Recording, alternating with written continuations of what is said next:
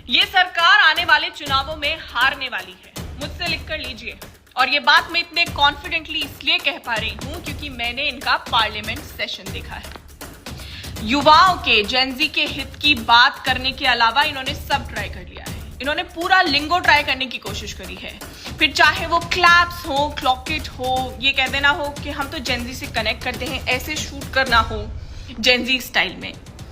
काम की बात कुछ नहीं कर रहे हैं, बस लिंगो कॉपी करने की कोशिश कर रहे हैं क्योंकि ये इतनी ही सीरियसनेस से लेते हैं जेनजी के मुद्दों को। ये समझने को तैयार नहीं है कि जेनजी की प्रॉब्लम आपकी लिंगो नहीं, आपकी लैंग्वेज नहीं, आपका कैलसनेस है। शिक्षा विभाग और सरकार से हमारी ये मांग है कि पीएम स्कूल और यहाँ पे एक भी टीचर है, सेकंड ग्रेड के एक भी टीचर नहीं है और फर्स्ट ग्रेड है उनके अंदर 2 टीचर है, एक है हिस्ट्री के और एक है हिंदी के। और हिस्ट्री के जो टीचर है वो प्रिंसिपल का पद संभाले, तो उनको भी टाइम मिलता है तो भी पढ़ाते, लेकिन ऑब्वियसली भी काम बहुत है तो वो करने पड़ते हैं। तो इनसे हमारी मांग है सेकंड ग्रेड, फर्स्ट ग्रेड और थर्ड ग्रेड L1 L2 सभी के टीचर लगाए, वरना तब तक न तो स्कूल का लॉक खुलेगा, 10 बजे तक कोई नहीं आया तो हम रोड ब्लॉक करेंगे।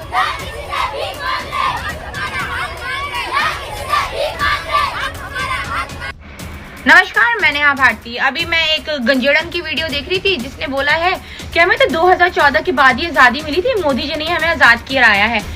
तो अभी उस गंजेड़न ने एक और बयान दिया है कि भैया जो जेनजीज लड़कियां होती हैं वो तो बहुत ही अय्याश होती हैं, गटर छाप होती हैं और उन्हें ये करवाना पसंद होता है, वो करवाना। मतलब वैसे मैडम मैं आपका नाम नहीं ले रही हूँ, बट ऋतिक रोशन का नाम सुना है मैंने, और मैंने अध्ययन सुमन का भी नाम सुना है, और आदित्य पंचोली और ना जाने कितने डायरेक्टर, कितने एक्टर्स, कितने रिपोर्टर्स या कितने अब तो पॉलिटिशियंस, है ना। नमस्कार, क्या हाल चाल है? सब ठीक हैं? बहुत बढ़िया, बहुत बढ़िया। अपना और अपने को ख्याल रखो और जब टाइम मिले तो वीडियो जरूर देखो। देसी देख, बिगर ब्रेक, बगैर लाग लपेट, बिल्कुल देसी अंदाज में। मैं विपिन बेबाक और आप देखना शुरू कर चुके हो स्वराज टाइम्स न्यूज़। बहुजन समाज जाग रहा है, बेटियां मैदान में उतर रही हैं और युवा सवाल पूछ रहे हैं और सत्ता से जवाब मांगा जा रहा है। क्या देश की राजनीति में एक नया अध्याय शुरू होने वाला है? क्या बहन मायावती की रणनीति और आकाश आनंद की आक्रामक राजनीति आने वाले समय में बड़ा बदलाव ला सकती है? आज हम इन्हीं सभी बड़े सवालों पर बात करेंगे। बहुजन समाज की राजनीति एक बार फिर लगातार चर्चा में है। बहन मायावती के नेतृत्व में संगठन को मजबूत करने की कोशिशें लगातार दिखाई दे रही हैं।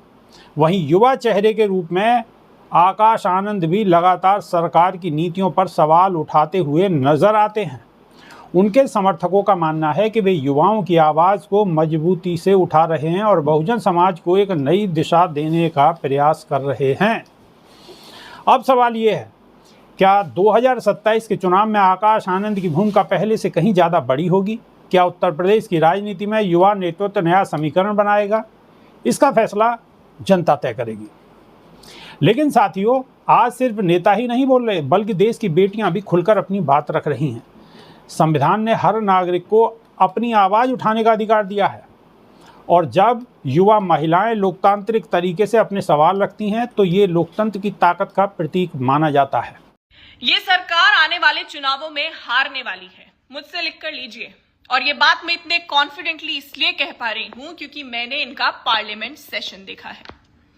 युवाओं के, जेनजी के हित की बात करने के अलावा इन्होंने सब ट्राई कर लिया है। इन्होंने पूरा लिंगो ट्राई करने की कोशिश करी है, फिर चाहे वो क्लैप्स हो, क्लॉकेट हो, ये कह देना हो कि हम तो जेनजी से कनेक्ट करते हैं, ऐसे शूट करना हो जेनजी स्टाइल में। काम की बात कुछ नहीं कर रहे हैं, बस लिंगो कॉपी करने की कोशिश कर रहे हैं क्योंकि ये इतनी ही सीरियसनेस से लेते हैं जेनजी के मुद्दों को।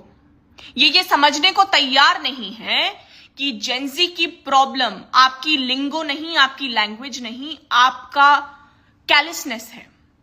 आप जिस तरीके से इनकी प्रॉब्लम्स को इग्नोर कर रहे हैं वो प्रॉब्लम है। आप नहीं समझ पा रहे कि पेपर लीक्स की वजह से करोड़ों युवाओं का फ्यूचर बर्बाद हो रहा है। आप नहीं समझ रही है और जब तक आप ये नहीं समझेंगे तब तक ये बिल्कुल एक्सपेक्ट मत करिएगा कि इस देश का युवा आपको वोट देगा। Being a Gen Z my self, मैं इतने कॉन्फिडेंटली ये बात इसीलिए कह पा रही हूं क्योंकि मुझे पता है कि धर्मेंद्र प्रधान के इस्तीफे से खुश जरूर हुए जेंजी थोड़े वक्त के लिए, लेकिन धर्मेंद्र प्रधान की जगह जिन्हें एजुकेशन मिनिस्टर बनाया गया उनकी क्वालिफिकेशन क्या है, क्यों उन्हें एजुकेशन मिनिस्टर बनाया गया है? सरकार के पास इस बात का कोई जवाब नहीं है, आई एम श्योर। और इन्हें यह समझ में नहीं आ रहा कि आज का युवा कहीं ज्यादा पॉलिटिकली एक्टिव है, वो देख रहा है आपकी चॉइसेस, आप जो ये बस अदला बदली कर रहे हैं पोजीशंस की, वो देख पा रहा है। इसीलिए आई एम कॉन्फिडेंटली सेइंग ये सरकार आने वाले चुनाव हारेगी, अपनी नीतियों की वजह से, अपने इग्नोरेंस की वजह से हारेगी।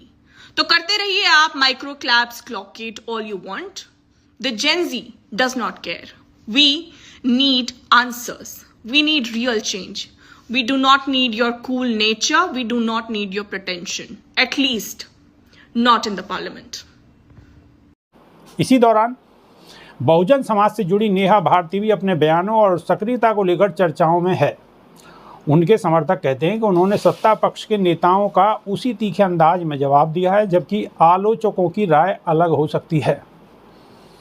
लोकतंत्र में मतभेद स्वाभाविक है, लेकिन संवाद और मर्यादा भी उतनी ही महत्वपूर्ण है। नमस्कार, मैं नेहा भारती। अभी मैं एक गंजेड़न की वीडियो देख रही थी जिसने बोला है कि हमें तो 2014 के बाद ही आजादी मिली थी, मोदी जी ने हमें आजाद कराया है। तो अभी उस गंजेड़न ने एक और बयान दिया है कि भैया जो जेंजी लड़कियां होती हैं वो तो बहुत ही अय्याश होती हैं, गटर छाप होती हैं, और उन्हें ये करवाना पसंद होता है, वो करवाना। मतलब वैसे मैडम मैं आपका नाम नहीं ले रही हूँ, बट ऋतिक रोशन का नाम सुना है मैंने, और मैंने अध्ययन सुमन का भी नाम सुना है, और आदित्य पंचोली, और ना जाने कितने डायरेक्टर, कितने एक्टर्स, कितने रिपोर्टर्स, या कितने अब तो पॉलिटिशियंस है ना मैडम। तो आप कृपया करके अय्याशी की बात ना करें तो ज्यादा बेहतर होगा, ठीक है। वो तो ये वाली बात हो गई ना कि 900 नहीं 9000 चूहे खा के बिल्ली हज को चली, है ना। शर्म आनी चाहिए। एक गंजेड़न, एक चड़सी, एक गंजेड़ी जो पूरा टाइम ड्रग में रहती है, पूरा टाइम नशे करती है, वो बताएगी कि जेंजी लड़कियां क्या होती है क्या नहीं। छट पागल। साथियों, जंतर मंतर जैसे आंदोलन ने भी देश के युवाओं को प्रभावित किया है और कई जगह छात्र छात्राएं और युवा अपनी मांगों को लेकर आगे आए हैं। यदि यह सब शांतिपूर्ण और संवैधानिक तरीके से हो तो ये लोकतांत्रिक भागीदारी का हिस्सा है। अब बात करते हैं शिक्षा की। राजस्थान की शिक्षा व्यवस्था को लेकर विपक्ष लगातार सवाल उठा रहा है। आरोप लगाए जा रहे हैं कि कई सरकारी स्कूलों के विलय और शिक्षकों की कमी से बच्चों की पढ़ाई प्रभावित हो रही है। कई स्थानों पर एक ही शिक्षक को प्रधानाचार्य और अध्यापक दोनों की जिम्मेदारी निभाने की बात कही जा रही है। इन आरोपों पर सरकार का पक्ष भी महत्वपूर्ण हो सकता है। सोचिए, अगर बच्चों को पर्याप्त शिक्षक ही नहीं मिलेंगे तो देश का भविष्य कैसे मजबूत होगा। शिक्षा विभाग और सरकार से हमारी ये मांग है कि पीएम स्कूल और यहाँ पे एक भी टीचर है, सेकंड ग्रेड के एक भी टीचर नहीं है, और फर्स्ट ग्रेड है उनके अंदर 2 टीचर है, एक है हिस्ट्री के और एक है हिंदी के। और हिस्ट्री के जो टीचर है वो प्रिंसिपल का पद संभाले, तो उनको भी टाइम मिलता है तो भी पढ़ाते, लेकिन ऑब्वियसली भी काम बहुत है तो वो करने पड़ते। तो इनसे हमारी मांग है सेकंड ग्रेड, फर्स्ट ग्रेड और थर्ड ग्रेड, L1 L2 सभी के टीचर लगाए, वरना तब तक न तो स्कूल का लॉक खुलेगा, 10 बजे तक कोई नहीं आया तो हम रोड ब्लॉक करेंगे।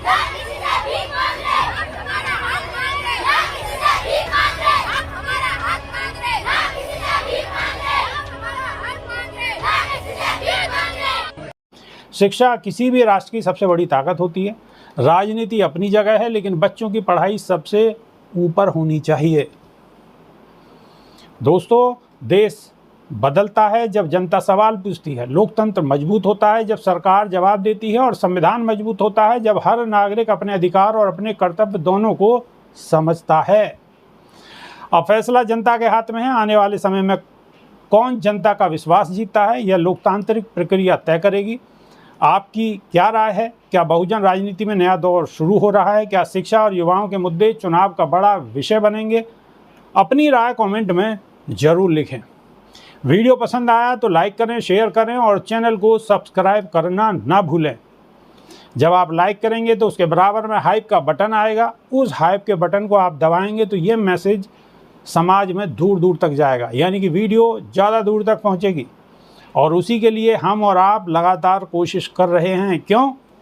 हम अपना काम शिद्दत से कर रहे हैं और हमें उम्मीद है कि आप भी अपना काम शिद्दत से करेंगे। बीएसपी की कोई आईटी सेल नहीं है, आपको वो जिम्मेदारी बखूबी निभानी है, और हम ऐसा विश्वास है कि आप अपनी जिम्मेदारी मजबूती के साथ निभाएंगे। तो वीडियो अगर सही लगी है तो ठोकते रहो, ठोकते रहो, ठोकते रहो, दूसरे के फ़ोनों तक पहुंचाते रहो। नई वीडियो में फिर रूबरू होंगे, जब तक के लिए देसी देख बिगर ब्रेक बगैर लाग लपेट बिल्कुल देसी अंदाज में। बहुत बहुत धन्यवाद। जय भीम, जय संविधान, जय विज्ञान।